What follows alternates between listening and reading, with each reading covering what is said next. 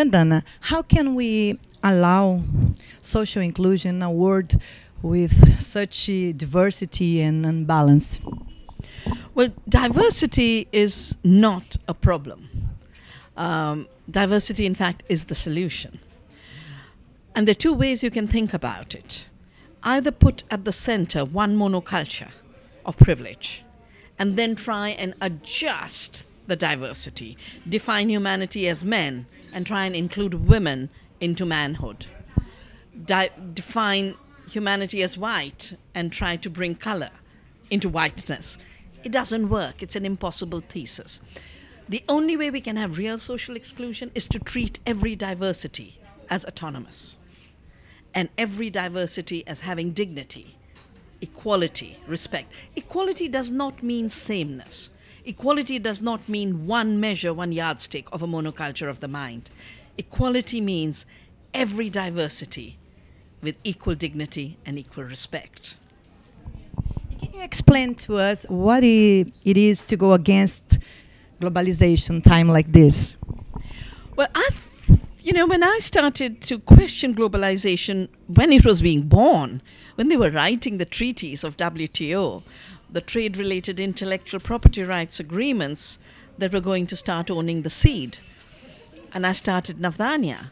Today, Brazilian farmers have won a 2 billion case from the Supreme Court on the super profits collected on royalties by the company Monsanto. So all the injustices we could anticipate are in front of us. All the instability we could predict is there. Who would have imagined that Europe, the stronghold of the global economy, would go under the way it's going? Greece, Italy, each of these countries. Who would have imagined 250,000 Indian farmers will commit suicide? Who would have imagined the American middle class would disappear? So we are facing the end of globalization as a model to give an inclusive prosperity for all. And as the Occupy movement in the US has defined it, it's an economy for the 1% with exclusion for the 99%. How do we deal with it? By democracy, equality, sustainability. And that's the agenda here at Rio Plus 20. The only way to guarantee social inclusion is to protect not the environment as something outside us, but our ecological base of survival, the fabric of life.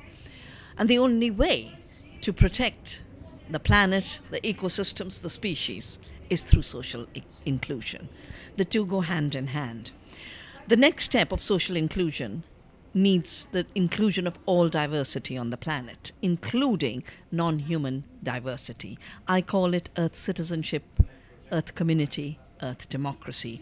Earth democracy means sustainability in terms of the ecological fabric, and it means justice and inclusion for humanity. The two are one project. They are not two separate projects, and they're definitely not oppositional projects.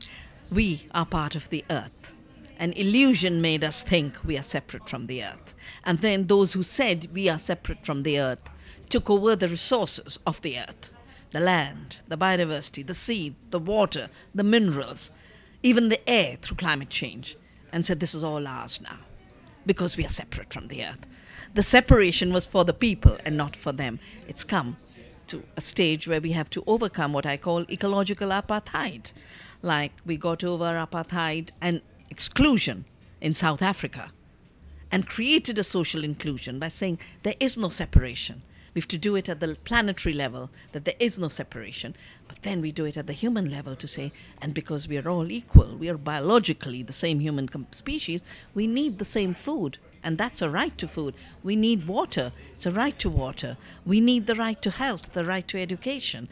None of these are charities given by anyone. They are fundamental rights that draw from our being born on this planet as living species.